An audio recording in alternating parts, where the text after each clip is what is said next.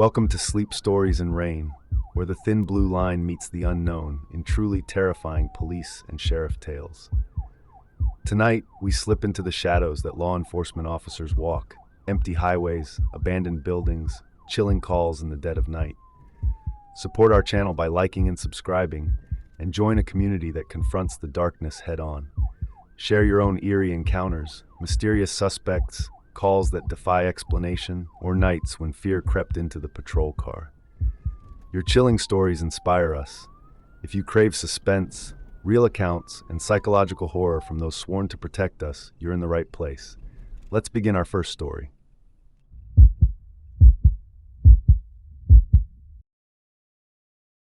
I remember the smell of copper and something else, something sweet and rotten, hitting me the second I stepped through the ruined front door. It's a smell that sticks with you, seeps into your uniform, your skin, your very soul. Years later, a coppery tang in the air, even from something innocent like a fresh cut, can snap me right back there, to that farmhouse on the outskirts of Harmony Creek on the coldest night of November. Everything felt brittle that night, as the air like glass, the ground underfoot frozen solid. We'd gotten the call about a possible B&E, something about lights on that shouldn't be and a door ajar. Standard stuff, nothing that screams the world is about to tilt on its axis and shove you into a nightmare you'll never wake up from. Just another Tuesday night call in a quiet county. Deputy Miller was with me, still kind of green, just a few months out of the academy. Good kid, eager to prove himself. He was right behind me as I pushed the door open wider, the old wood groaning like a dying animal. The inside was dark, the kind of dark that eats light, and that smell was overwhelming now, thick enough to taste. My hand went automatically to my sidearm, not out of any specific threat, just habit, instinct. Miller did the same. We moved slow, flashlights sweeping across the room. Dust motes danced in the beams, making the air look thick and alive. The place looked like it had been abandoned years ago, furniture draped in sheets, cobwebs hanging like macabre decorations. But the report said lights were on. We called out, "Sheriff's office. Anyone in here?" The only answer was the wind rattling a broken window pane upstairs. My boots crunched on something small and hard on the floor. I lowered my light, illuminating a scattering of broken glass. Like someone had forced their way in. We moved deeper into the house, our steps echoing in the oppressive silence.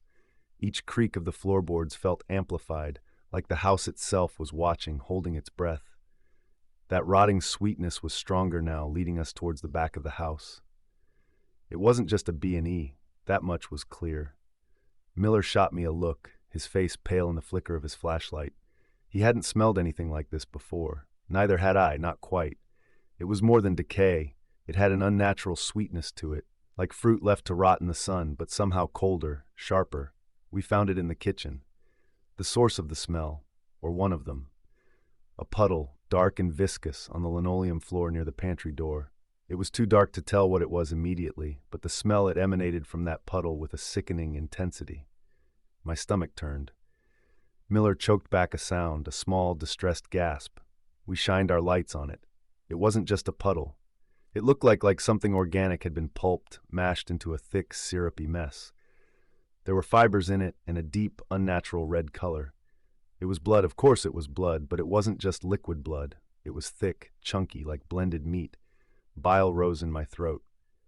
We exchanged another look, this one heavier than the last. This wasn't a simple break-in. We needed backup. I reached for my radio, my hand trembling slightly. "Dispatch, this is Sheriff Brody. Requesting backup at the Miller farm, address Rural Route 23.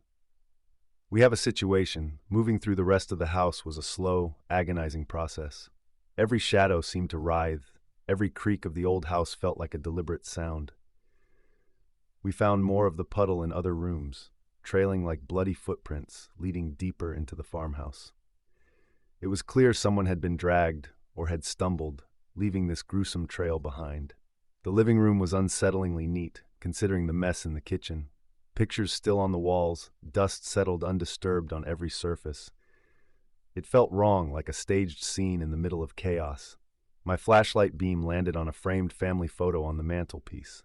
A smiling couple, 2 young kids, normal, mundane, a stark contrast to the horror we were uncovering. Miller's flashlight swept the room, lingering on the blank eyes of the portraits. He was trying to make sense of it. I could see it in his hesitant movements. Trying to fit this, whatever this was, into the box of things cops are supposed to deal with. Upstairs, the smell was even stronger, sickly sweet and thick with decay. It permeated the air, clinging to the old wallpaper and worn carpet. We found the bedroom where the lights were supposedly on. The lamp on the bedside table was indeed on, casting a weak, dusty glow, but the room itself was undisturbed. The bed was made, clothes neatly folded on a chair, a book resting on the nightstand, face down. It was too clean, too quiet, too normal for the scene downstairs. It felt like a trap, like this was a deliberate misdirection. Where were the people from the photo? And whose blood was this? The silence in the house pressed in on us, heavy and suffocating. It felt like the absence of life, not just an empty house. Then we heard it, a low, wet sound coming from the attic staircase. It was a slurping sound, a thick, viscous noise that made the hair on the back of my neck stand straight up. Miller froze, his eyes wide, fixed on the dark opening to the attic above us. My hand was on my sidearm, but my finger wasn't ready to pull the trigger. Not yet. What was making that sound? It isn't human. It was too wet, too focused, like an animal feeding. We exchanged that look again, but this time there was no confusion in Miller's eyes, just pure, unfiltered terror. The sound stopped. We stood there, listening, straining to hear anything over the hammering of our own hearts. The silence that followed was even worse. It was a waiting silence. We had to check the attic. We knew it. There was no way we could leave it, not with that sound still echoing in my ears. I motioned for Miller to stay put, to cover the stairs. He hesitated, his face a mask of fear, but he nodded. I took a deep breath, feeling the chill in the air bite at my lungs, and started up the narrow, creaking stairs. Each step was a gamble, each groan of the wood a potential warning. My flashlight beam cut through the darkness, illuminating a cramped, dusty space filled with forgotten boxes and draped sheets. The smell was strongest here, a concentrated dose of that sweet, rotting, coppery tang. It was almost unbearable. I moved slowly, my senses on high alert, listening for the slightest sound. The air in the attic was thick and still, feeling heavy on my skin, and then I saw him. Or it. In the far corner, mostly hidden by a stack of old trunks. A man, or what was left of a man, hunched over something. He wasn't moving, but the slurping sound, that sickening wet noise, started again.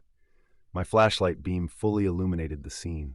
It was one of the men from the photo, the father. He was kneeling on the floor, his back to me, and he was eating something on the floor in front of him. My light moved down to what he was consuming. It was the other man from the photo, the one who looked like a friend or relative. His body was a mess, dismembered, the puddle wed seen downstairs originating here. And the man kneeling over him, the one from the family photo, he was feasting. His face was smeared with blood and something else I couldn't quite make out. He wasn't using his hands. His face was buried in the mess, like an animal. He looked up then, his head snapping towards me. And that's when the real horror hit. His eyes were wide, unfocused, but they weren't looking at me. They were looking through me, past me, at something else entirely. And his mouth was impossibly wide, stretched open in a rictus of hunger, insanity. His teeth were bared, stained red, and there was meat between them. He wasn't just eating, he was tearing, gnawing. He let out a low moan, a sound of pure animalistic need. He didn't look human anymore. He looked like a monster wearing a man's skin. I raised my weapon, my hands shaking so hard I could barely hold it steady. My training kicked in, the years of suppressing instinct and acting on procedure. But this wasn't in any procedure manual. He started to shift, a slow, deliberate movement that sent shivers down my spine.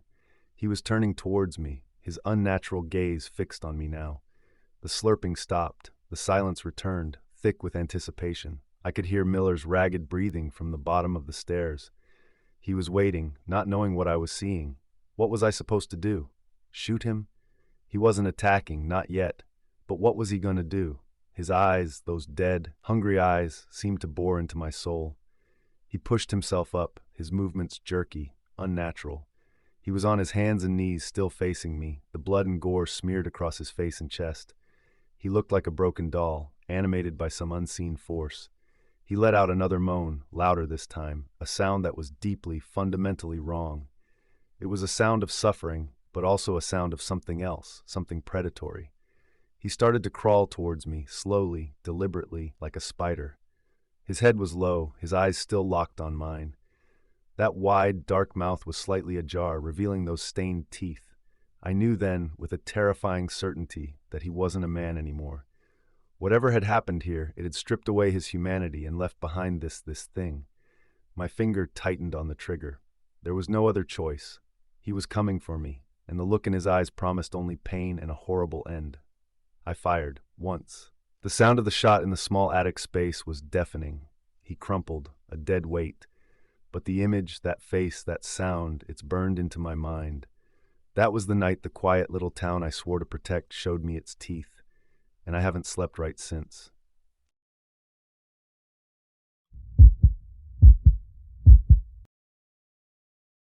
It was the smell that got me first. Still does, sometimes. Not just the coppery tang of blood, which is bad enough, but something else under it, something sour and wrong, like spoiled meat left out in the sun for weeks. I can be pumping gas, smell something off, and it slams me right back into that barn. August night, already past midnight, and hotter than the devil's breath. Deputy Miller was on duty, green as grass but willing, and we got the call about a disturbance up at the old hemlock farm. Figured it was just teenagers messing around, maybe drinking in the hayloft the way kids do. We'd run them off, give them a stern talking to, and be back at the station sipping lukewarm coffee before the sun came up. The hemlock place sits way out on a dirt road, practically in another county. Been empty for years since old man Hemlock died. Falling apart, barn leaning like it's had too much to drink, porch sagging. Windshield wipers were slapping a lazy rhythm against the light drizzle that had started up. Pulled the cruiser off onto the gravel, beams cutting through the dark. House was dark, but there was a flicker of light coming from the barn. Miller got that tight look around his mouth he gets when he's nervous. He was still getting used to the job, jumped at every shadow back then. I figured he was hearing things, probably just a bat or something flapping around in there. "Stay sharp, Miller," I said, trying to sound calm, but my own gut was twisting a little. That smell was getting stronger even out here. We got out, and the air was thick, humid, and heavy with that awful odor. Crickets had gone silent, which was always a bad sign out here. The only sound was the soft thud of our boots on the damp ground.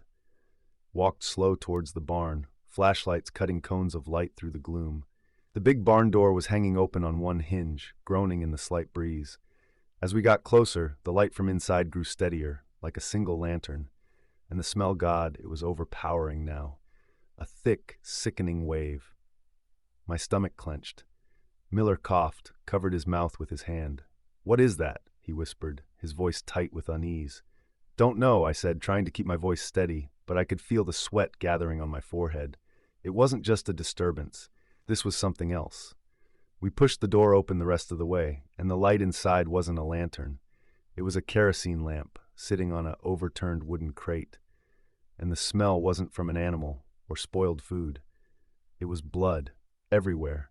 Splashed on the walls, pooled on the dirt floor, smeared on the hay bales. My flashlight beam caught something dark and wrong hanging from the rafters. For a second, my mind refused to see it, tried to make it something else. Old farm equipment, maybe. But then the light shifted just right, and I saw it. It was a human leg, severed cleanly, still dripping. And that wasn't the worst. Across the barn, propped up against the far wall, were other pieces. An arm, a torso arranged with a terrible, deliberate care, like some kind of grotesque display. Miller made a choked sound, stumbled back. I felt a cold dread seize me, colder than any winter wind. This wasn't vandalism. This wasn't even murder in the usual sense. This was something monstrous. My training kicked in, muscle memory taking over the horror. "Miller, you stay right here. Don't touch anything. I'm going to check the rest of the barn." He just nodded, his face pale, eyes wide and staring at the display. I moved cautiously, flashlight beam sweeping the dark corners. The barn was bigger than it looked from the outside, filled with shadows and the lingering, cloying smell. Found more scattered pieces as I went, each discovery a fresh wave of nausea. A hand, palm up, seemed to be reaching for something it would never touch. A head, its eyes open, staring at the ceiling. It was meticulous, as if someone was assembling a puzzle they hadn't finished yet. I had seen bad things in my years as a cop, traffic accidents, domestic disputes gone wrong. But nothing had prepared me for this.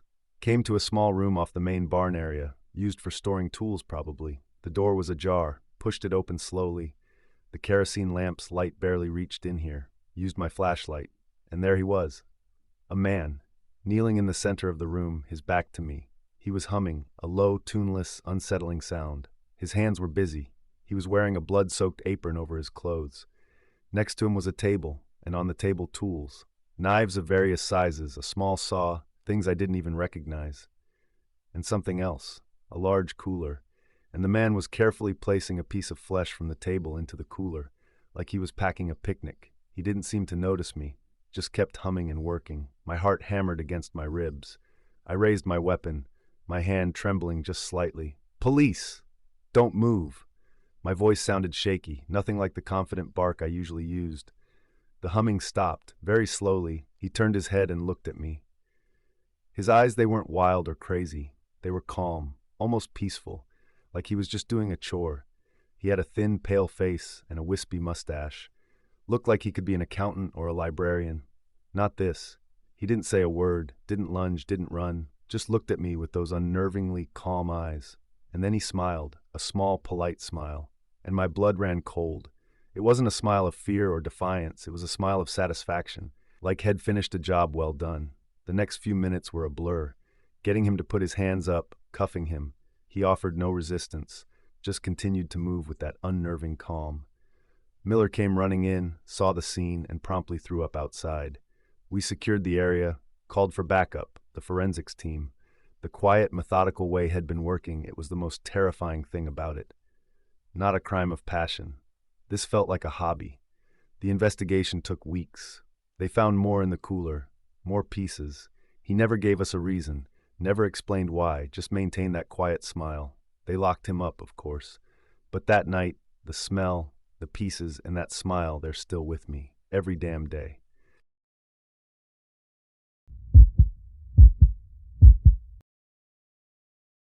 I remember the night it all began. Most nights in Harmony Creek felt like they ended just as bored as they started. A fender bender, a drunken disorderly at the tavern, maybe a domestic. Quiet stuff. Peaceful, mostly. The night Sarah Jensen called, though, saying her husband Roy hadn't come in from checking on the back pasture since before that storm hit, felt different. Heavy. Like the air was already thick with whatever came next, even though I didn't know it yet. I was pushing 55, 2 decades wearing this badge, and thought I'd seen everything this corner of the world could throw. Turns out, I was wrong. The storm had been a nasty one. Fast and mean. It blew in hard, trees down, power out for half the county. I'd spent most of the evening helping clear roads and checking on the usual trouble spots. By the time Sarah called, the wind had died down some, but the rain was still a cold, miserable drizzle. Radio crackled static. Dispatch was stretched thin. Sarah's place was way out on the county line, surrounded by woods that went on forever. Roy Jensen was a good man, quiet, hard worker. Not the type to wander off, not Roy. I told Sarah I'd be out there soon as I could. Grabbed my heavy coat, my flashlight, the big heavy-duty kind, and a couple spare battery packs. My service pistol felt heavier than usual on my hip. Drove the cruiser slow, navigating downed branches and washouts on the muddy track leading to their farm. Gut feeling told me this wasn't just Roy taking shelter or getting lost. Gut feelings in this job are usually worth listening to. Pulled up to the farmhouse around midnight. Lights were out, of course, thanks to the storm. Sarah met me on the porch with a lantern, her face pale and drawn in the flickering light. Her eyes darted towards the dark shapes of the barns and the tree line. She said she'd checked the barn, the sheds, even the edge of the woods where he usually went. Nothing. Just his old Ford parked by the back gate, keys still in it. That tightened something in my chest right away. Roy wouldn't leave his keys. We walked back together, the lantern swinging, casting long, dancing shadows. The air smelled like wet earth and pine needles, but there was something else too. Faint, metallic, sickly sweet. Sarah didn't seem to notice it. Or maybe she did and didn't want to say. We got to the Ford, flashlight beam slicing through the rain.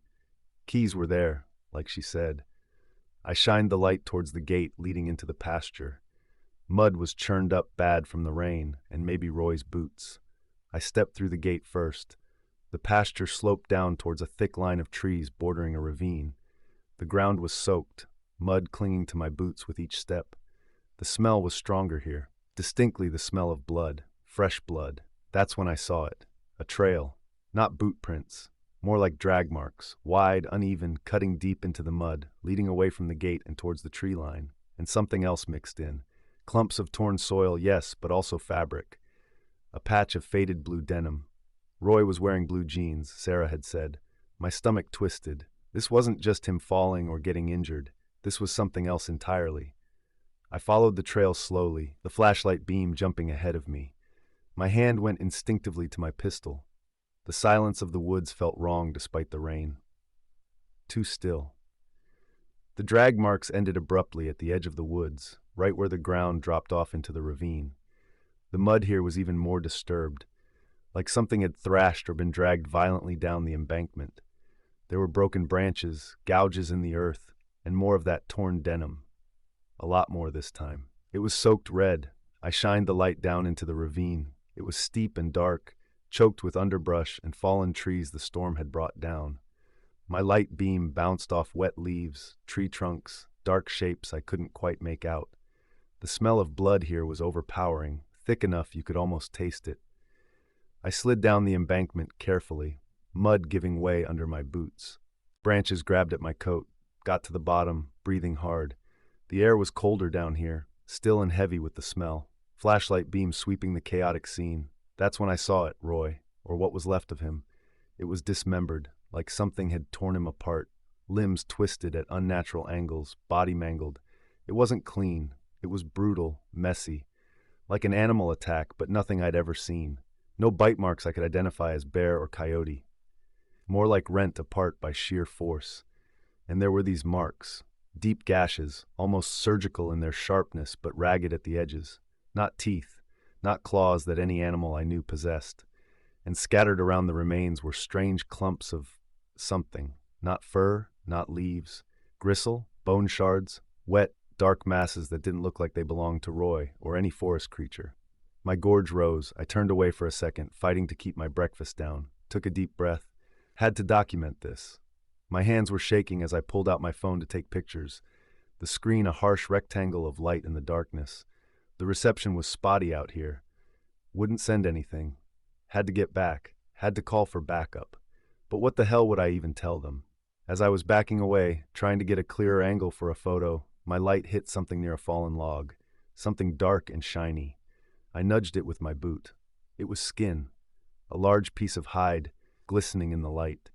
But it wasn't animal hide. Too smooth in places, too rough in others. And it had these ridges, like scales but not scales.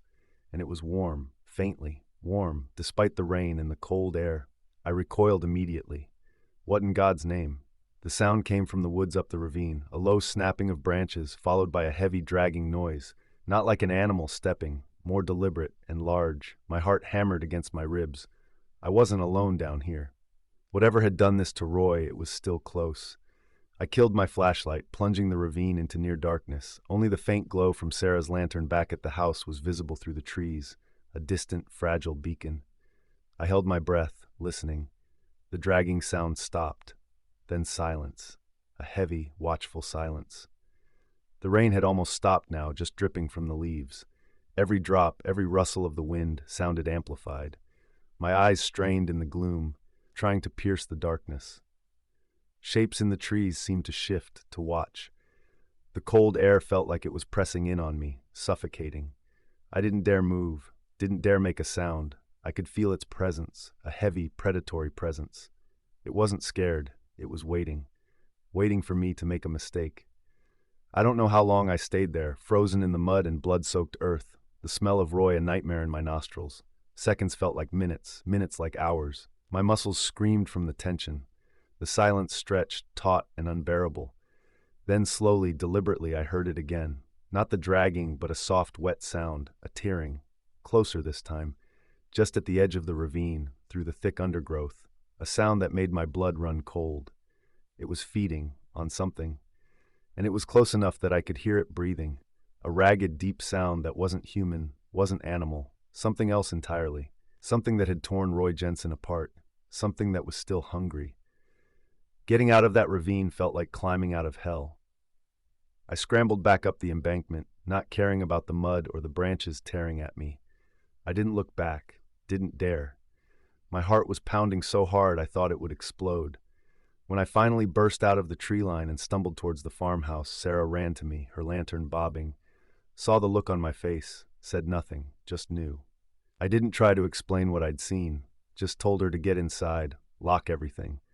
Called dispatch on the radio, voice shaking, trying to sound coherent. All I could manage was officer down and a partial address before the static cut me off completely. The woods were watching, I could feel it. That night changed everything. I never went into the woods alone again, and I never stopped looking for whatever left those marks, whatever pulled Roy Jensen into the darkness, whatever left that warm, non-human hide behind. I still smell the blood sometimes, even when I'm miles away. That thick, metallic, nightmares are real smell. And I know it's still out there, waiting and watching, especially when the storm rolls in.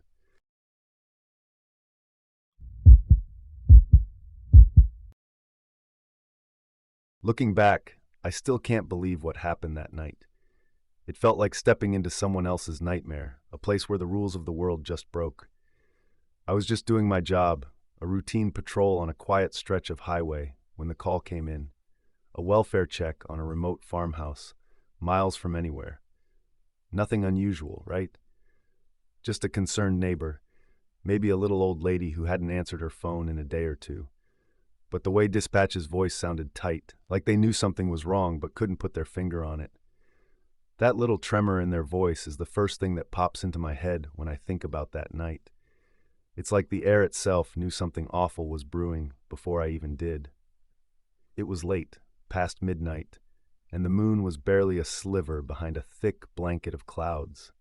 The kind of dark that feels heavy, pressing in on you. The kind of dark that makes your headlights seem weak, like they're just pushing back the blackness a little, not really piercing it. The drive out there was long and silent, the only sound the hum of the engine and the occasional sputter of the radio. The road turned from asphalt to gravel to just two worn tracks cutting through overgrown fields. The dust kicked up by the cruiser hung in the air like a ghost train following me. Every turn felt farther away from anything familiar, deeper into the kind of isolation that breeds unsettling thoughts. You start thinking about the people who live out here, the ones who prefer their privacy, maybe a little too much. You start wondering what they're hiding. Finally, I saw the farmhouse. It sat on a small rise, silhouetted against the night sky. The windows were dark, and there was no sign of life. No porch light, no lights showing through the curtains.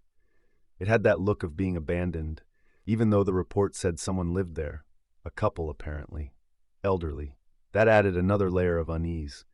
You hear stories about elderly folks out in the country, isolated, sometimes falling ill, sometimes worse. My gut was tightening with each foot I drove closer. It just felt wrong. The silence around the house was too deep. No crickets, no wind chimes, nothing.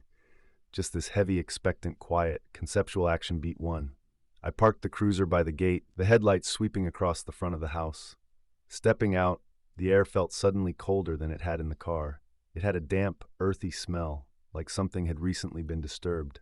I walked up to the porch, the old wood groaning under my weight. I knocked on the door, loudly. "Sheriff's office. Anyone home?" Nothing. Just the echo of my own voice in the oppressive silence. I knocked again, harder this time. Still nothing. I tried the doorknob, locked. My hand went to my belt, resting on the butt of my service weapon. Not that I expected trouble, not yet, but the feeling in the pit of my stomach was getting stronger. I moved around to a window, cupping my hands against the glass to try and see inside. The room was dark, but I could make out shapes. Furniture, a lamp. Nothing looked out of place, yet. It was just the overwhelming sense of stillness that was getting to me. It felt unnatural, like the house was empty but wasn't alone. Maybe they were out on the back porch or something. As I rounded the corner of the house, something caught my eye near the woodpile by the shed.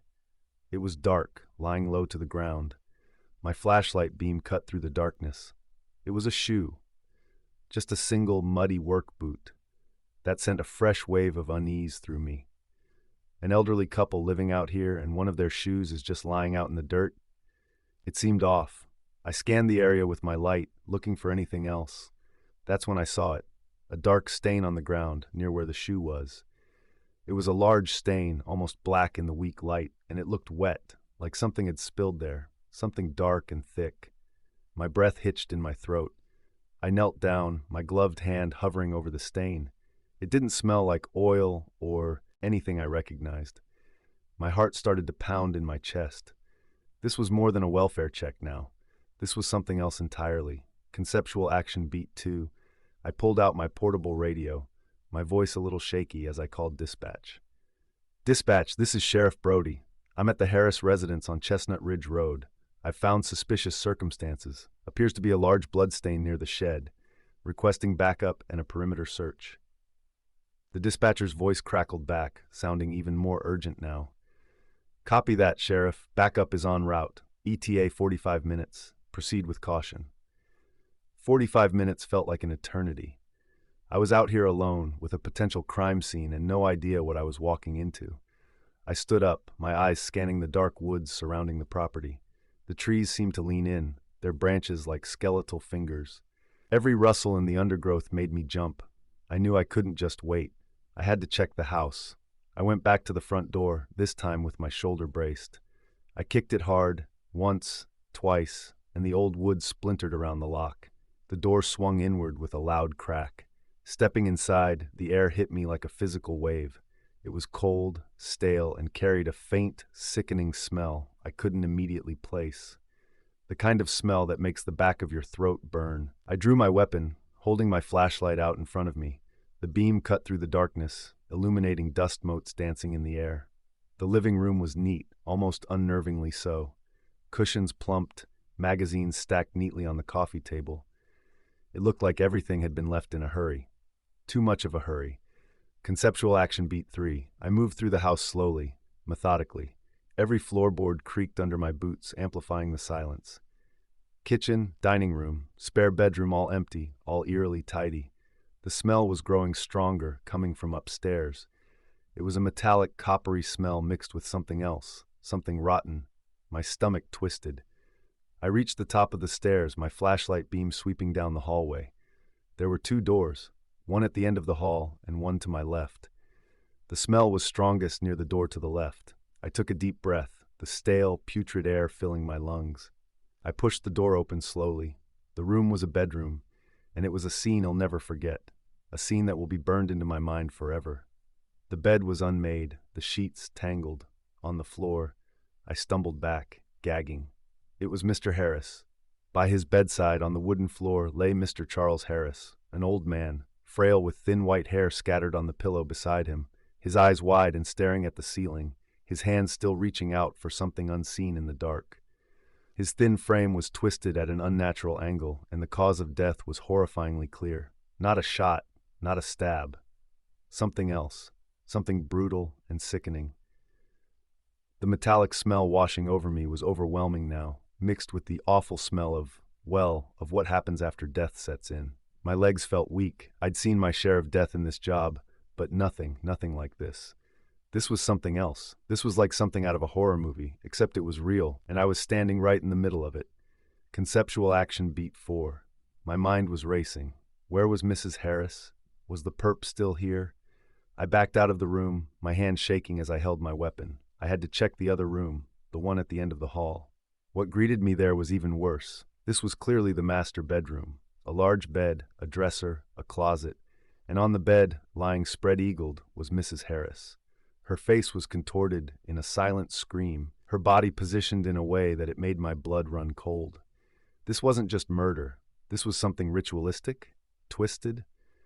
And then I saw it. On the wall above the bed, written in what I knew instinctually was blood, were symbols. Crude, thick, dripping symbols that I didn't recognize. Ancient-looking, primal. They seemed to pulse in the dim light of my flashlight. They seemed to stare back at me, That's when I heard it. A creak downstairs. My blood ran cold.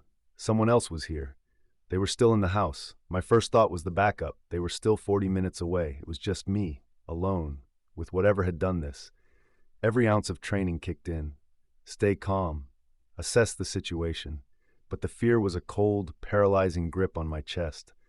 The creak came again, closer this time, from the bottom of the stairs. Conceptual action beat 5. I stood at the top of the stairs, my flashlight beam trained on the darkness below. My heart was hammering against my ribs like it wanted to escape. "Sheriff's office. Come out with your hands where I can see them." My voice sounded rough, shaky, even to my own ears. Silence. Then, another creak.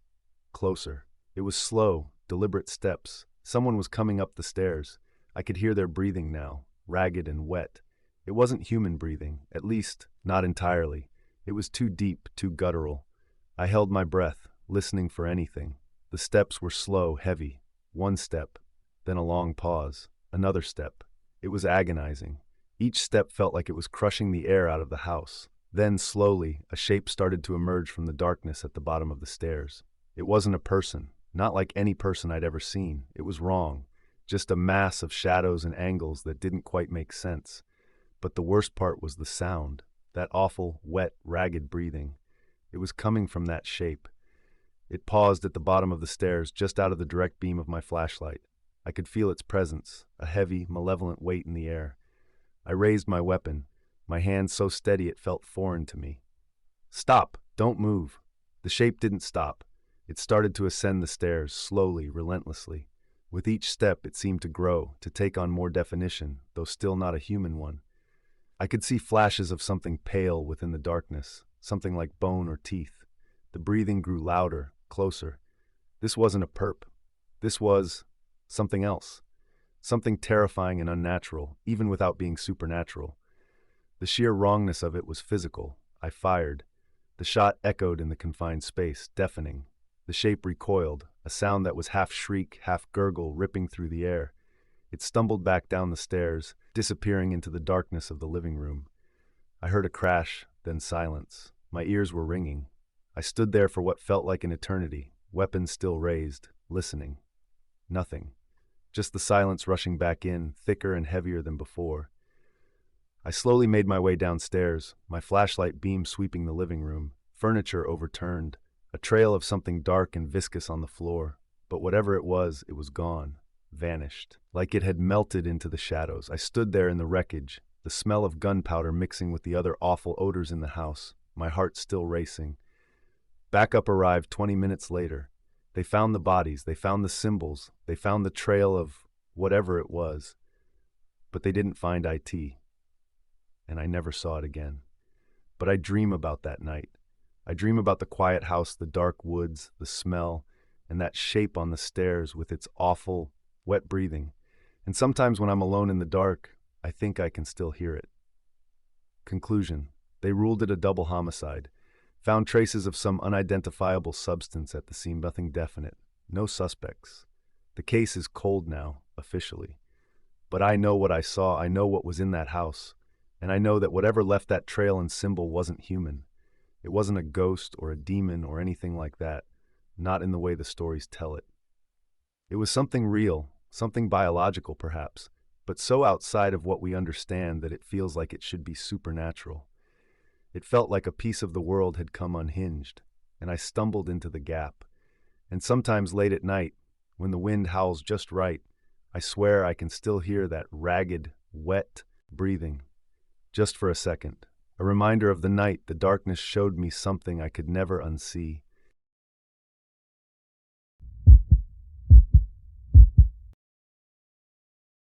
I remember the night it all began. Not the first terrible thing I saw in uniform, not even the 100th. This one burrowed in. It was late, past midnight, and the sky was spitting venom. Rain lashed down like God himself was angry, drumming on the station roof like 1,000 frantic fingers. The creeks were already rising, flooding the low-lying roads out towards the old Northway land. That's where the facility was officially, the Oakwood Research Annex. Everyone in town knew it was a weird place, always sealed up tight, high fences, no visitors, just some occasional unmarked vans driving in and out. We never got calls out there, Never. Until that night. The silent alarm went off. Direct line to the station. Just a tripped sensor, probably the storm, I thought. A tree limb down on a fence, maybe. But procedure is procedure, especially for them. I cursed under my breath, pulled on my slicker, and headed out. Deputy Evans was out on the other end of the county dealing with a downed line. It was just me. Driving out was a nightmare. The road turned into a muddy river. My cruiser hydroplaned a couple of times, my knuckles white on the steering wheel. The facility lights weren't even on, which was odd. Usually, even at night, there was some ambient glow. As I got closer, the fences looked intact, the gate shut, but the alarm hadn't reset. I parked the cruiser as close as I dared to the gate and got out. The rain was so heavy it was like walking through a waterfall. I used my flashlight, the beam weak and thin in the downpour. That's when I saw it. The main gate was locked, but the small pedestrian gate next to it was ajar. Just a crack. That wasn't right at all. They kept everything locked up tighter than a drum. Pushing the small gate open, I stepped onto the gravel path. The place was dark and silent, save for the roar of the rain. The lab building loomed ahead, a squat, concrete block that looked more like a fortress than a research facility. I walked up to the main entrance. The heavy door was also slightly ajar. Another thing that didn't fit. My hand went to my sidearm. A silent alarm, doors open, nobody answering the radio. My initial thought of a tree falling was starting to feel like a joke I didn't get. I pushed the door open the rest of the way and stepped inside, the thick stench hitting me first. Not electrical, not burning. Something else. Something metallic and foul, like a slaughterhouse left to rot in the sun. My boot crunched on something on the floor. I shined my light down. It was a shattered beaker, some dark, viscous liquid spilled around it. My stomach tightened. Inside, the main lobby was dark. My flashlight beam cut through the gloom, bouncing off polished floors and a deserted reception desk. "Sheriff Miller? Anyone in here?" My voice sounded small and shaky in the vast silence. No answer, just the sound of the rain pounding against the building and the distant rush of rising water. I moved further in, past security turnstiles that were offline, into a long hallway. The air grew colder somehow, despite the storm and my heavy breathing. The stench got stronger too, making my eyes. I started checking rooms, offices, mostly sterile and empty. Computers dark. It felt like everyone had just left. In a hurry. But why? And why leave the doors unlocked? I came to a set of reinforced doors marked Lab A. A small red light glowed above it. Active. I tried the handle. Locked. My heart hammered against my ribs. What were they hiding in there?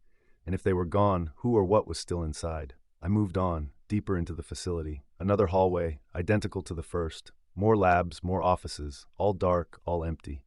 But I kept seeing things out of the corner of my eye, a flicker of movement, a shadow that didn't quite match the angle of my light. My nerves were stretched tighter than a banjo string. Then I found it. A door a little further down marked Biocontainment, Level 4. This one was also ajar slightly. The air coming from it was even colder, and the foul smell was overwhelming. My hand trembled as I pushed the door open the rest of the way. The room inside was large, filled with stainless steel equipment I didn't understand, tubes and tanks and monitors. In the center of the room was a large, reinforced glass chamber, and inside the chamber I recoiled, my breath catching in my throat. It was a creature. Not quite animal, not quite human. A twisted, pale thing. All sharp angles and too many limbs, hooked appendages dripping with that same viscous liquid I saw in the lobby. It was thrashing against the glass, silent but desperate. And the glass, it was cracking. The alarm started then, a loud, blaring klaxon that echoed through the silent facility. Not the silent alarm from before, but an internal one. Water was gushing from overhead sprinklers, likely tripped by something in the lab, or by the creature. Panic seized me. I didn't know what this thing was, but I knew I didn't want to be anywhere near it when it got out. I heard a loud crack behind me, and I spun around. The glass chamber in the room I'd just left had shattered completely. The creature was gone. My training kicked in then, pushing the raw fear down. I needed to get out, and I needed to warn someone. I ran back down the hallway, my boots splashing in the water, pooling on the floor from the sprinklers. The alarm was deafening. I reached the lobby, fumbling with my radio. Dispatch, this is Sheriff Miller at Oakwood Annex. We have a containment breach. Repeat, containment breach. Something is out and it's dangerous. Static. Just static. The storm must have knocked out the main tower. I ran for the door for the promise of the outside, but the water had risen, fast. The driveway was now a fast-moving stream swirling around the wheels of my cruiser. The path back to the gate was submerged. We were cut off. Trapped. The building groaned around me, water pouring in from vents and cracks. And then I heard it. Not the alarm, not the rain. A wet, clicking sound from deeper inside the facility. It was coming for me. I backed away from the door, looking around wildly. Where could I go? The facility was designed to keep things in. Now it was keeping me with something else. I raised my flashlight again, sweeping it through the lobby. The shadows seemed to lengthen, to deepen. And there, standing at the end of the hallway I'd just come from, illuminated briefly by my shaking light, was the creature. It wasn't thrashing anymore. It was still, watching, waiting, and it had that chillingly patient, predatory stillness that told me this wasn't just a scared animal. This was something intelligent, something that knew I was trapped, and it was just beginning to hunt. I knew, with a sickening certainty, that this storm hadn't just brought the rain. It had brought something else, something born in the dark heart of that hidden facility, and I was now locked inside with it. The clicking sound started again, closer this time, echoing in the water-filled halls. I backed away slowly, the metal tang of fear thick in my mouth.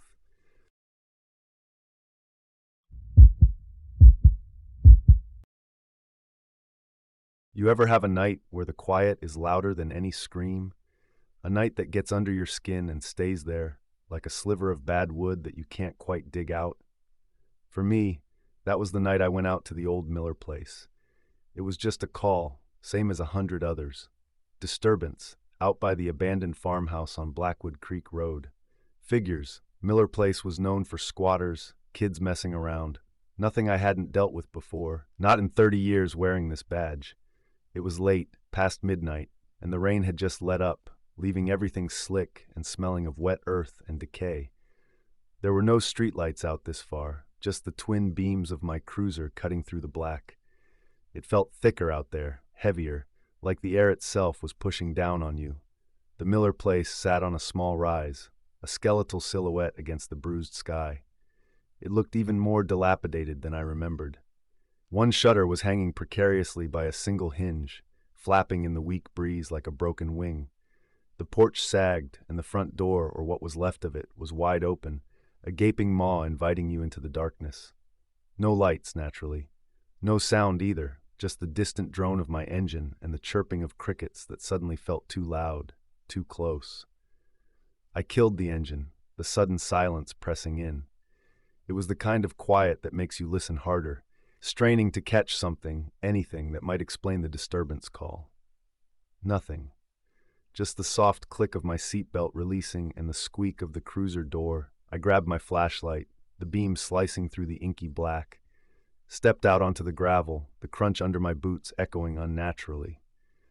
Took a deep breath, tasting the damp night air, and started towards the house.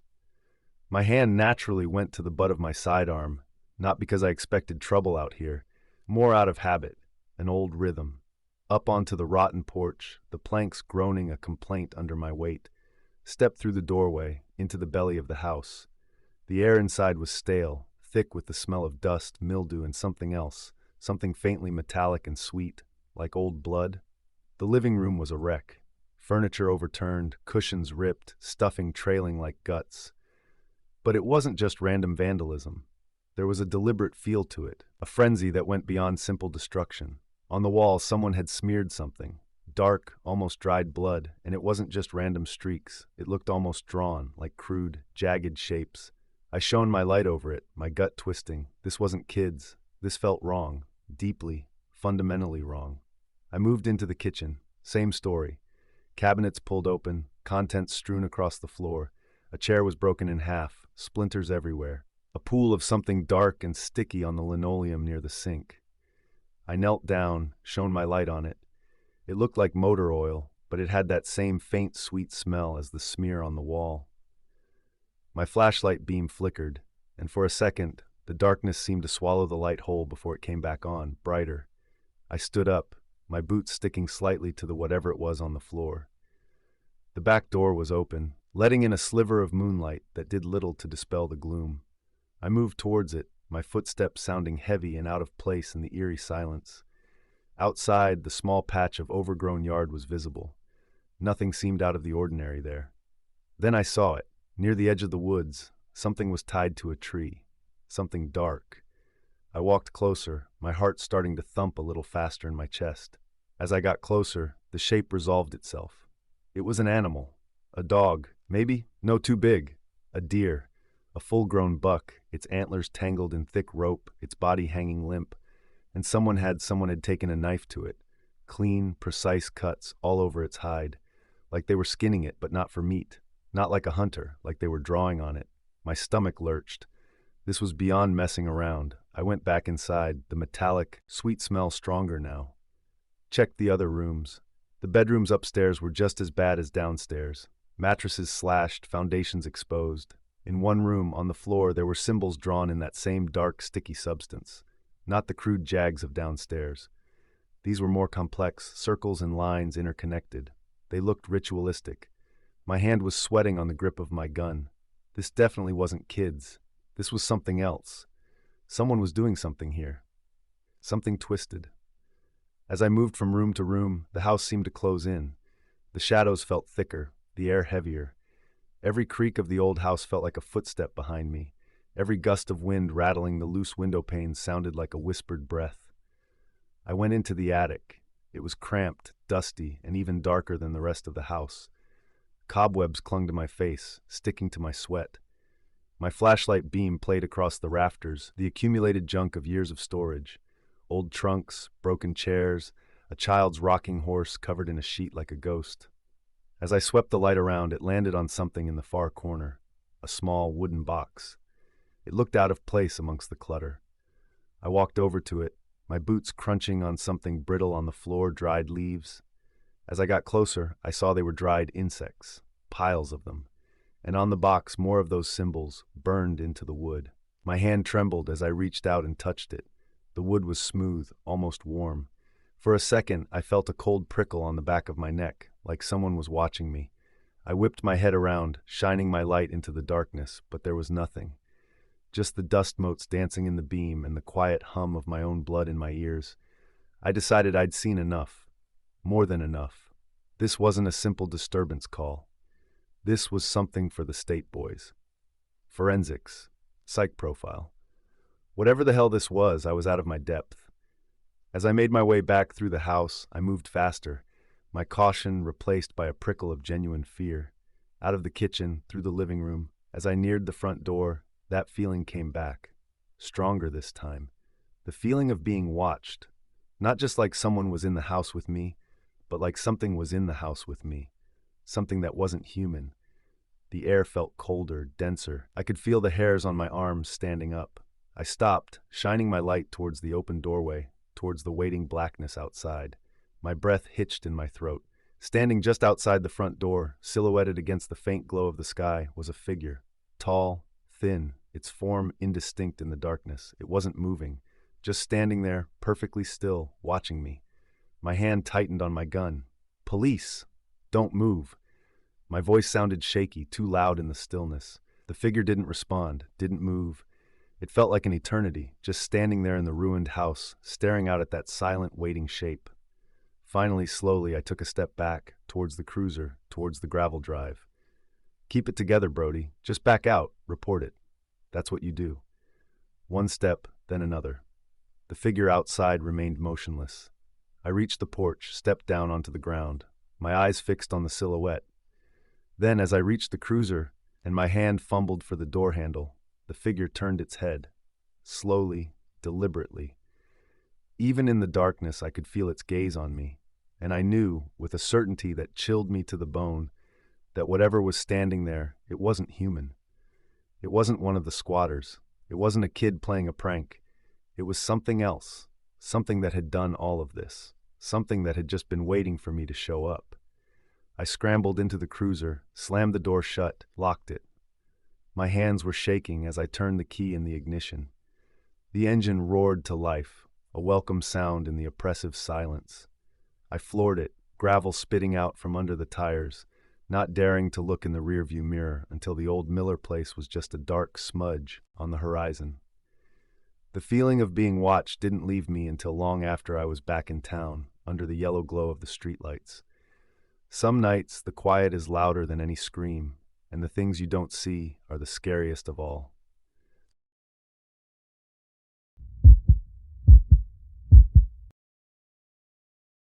It's funny, the things that stick with you. Not the bad calls, not usually. Those just blur into a long string of misery and adrenaline. But some of them you can't shake.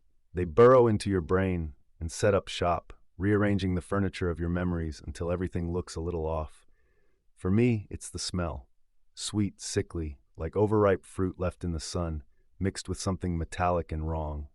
That and the quiet, the kind of quiet that screams. It was the summer of '98. Felt like the devil himself was breathing down our necks, and the heat was just shy of biblical. I was still green, fresh out of the academy, full of piss and vinegar, and convinced I knew it all. Funny how one night can cure you of that. Funny and goddamn terrifying. We got the call just as my shift was winding down, a little past 200 hours. Dispatch said it was a noise complaint, unusual for this part of the county. We're mostly quiet farms and folks who keep to themselves out here. The address was Old Man Hemlock's place. Jeremiah Hemlock lived alone since his wife passed maybe 15 years prior. He was a peculiar bird, always seemed a little distant, but never any proper trouble. Deputy Miller was riding with me, a good old boy, been on the force since before I was born. He just grunted when the address came over the radio, said, "Hope old Jeremiah ain't gone and lost his marbles." It took us about 15 minutes to get out there. Hemlock's place was way off the main road, down a long, winding dirt track that was more dust than dirt in that dry heat. The moon was high and full, casting long, distorted shadows that danced like something alive in my peripheral vision. When we pulled up, the first thing I noticed was the silence. Not the usual chirping crickets and rustling leaves you'd expect out in the country at night. No, it was dead quiet. Like everything that could make a sound was holding its breath. And then I got that smell. Faint at first, but there. Miller sniffed the air too, his brow furrowed. "Something ain't right," he murmured, pulling his service weapon. We approached the small, ramshackle farmhouse cautiously. The front door was ajar, swinging slowly in the barely there breeze, making this awful creaking sound. The porch light was off. Everything was dark except for the moonlight. We announced ourselves. "Sheriff's Department, Mr. Hemlock." No answer. The quiet felt heavier around us now, pushing in. Miller motioned for me to cover him as he pushed the door open a little wider and stepped inside. I followed, my hand on my own weapon, heart hammering in my chest. The inside of the house was even darker, the air thick and stale. That smell was stronger in here, cloying. Dust motes danced in the slivers of moonlight coming through the windows.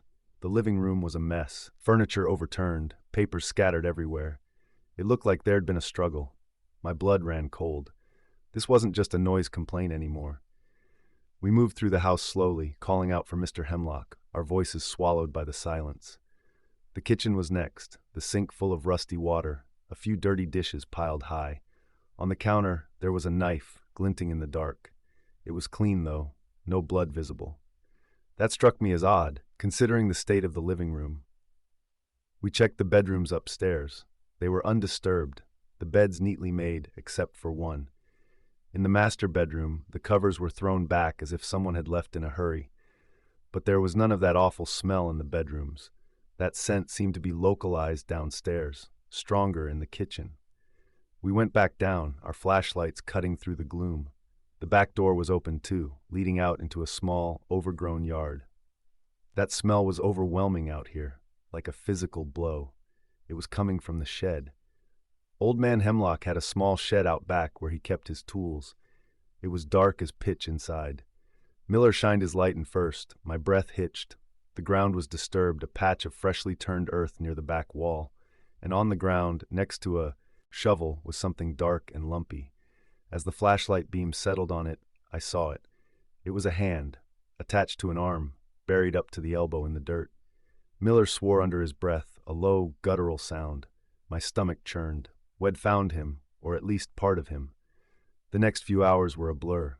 We secured the scene, called in the sheriff and the state police. More flashing lights, more voices, the quiet of the night shattered by radios and footsteps. They carefully excavated the area in the shed. It was Mr. Hemlock, or what was left of him. Mutilated, pieces missing. It was inhuman.